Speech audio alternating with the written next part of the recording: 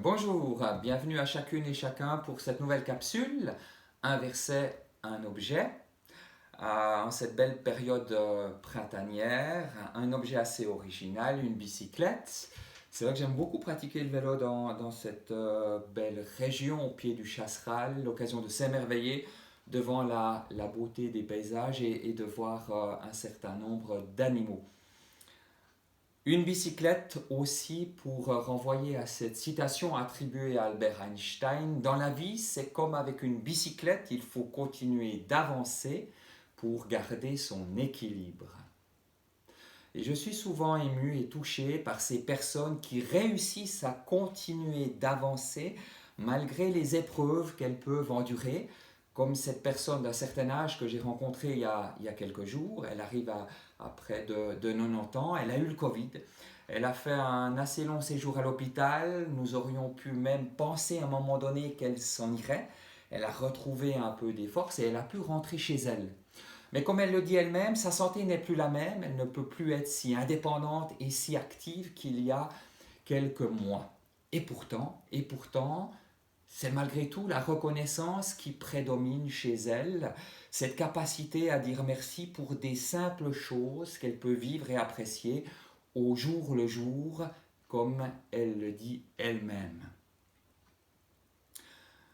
Une force de vie qui continue d'avancer comme Nelson Mandela, qui a été emprisonné injustement, qui sort de prison et qui a ses paroles d'autant plus fortes quand il dit, quelle que soit notre situation dans notre vie, nous avons toujours la possibilité de choisir. Choisir entre aimer et haïr, choisir de fuir ou d'assumer, choisir de se plaindre ou de se prendre en main.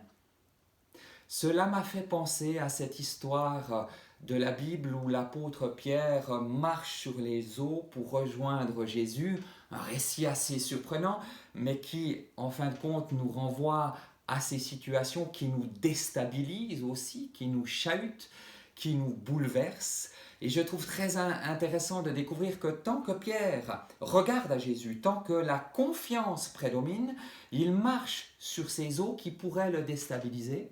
Et quand il se focalise sur la hauteur des vagues, eh bien, il perd pied et il commence à couler. Mais heureusement, il y a ce petit mot de Jésus qui lui dit « Viens ». Quand nous nous enfermons dans nos peurs, dans ce qui ne va pas ou dans nos préoccupations, ce petit mot « viens » peut nous aider, je le crois, à oser faire un premier pas. Un premier pas vers ce qui fait vivre. Comme le dit si bien Francine Carillo, il y a dans ce petit mot « viens » l'appel d'un amour qui veut pour nous la vie. L'appel d'un amour qui veut pour nous la vie.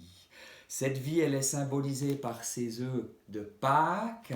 C'est avec ce message que je vous souhaite de tout cœur de belles fêtes.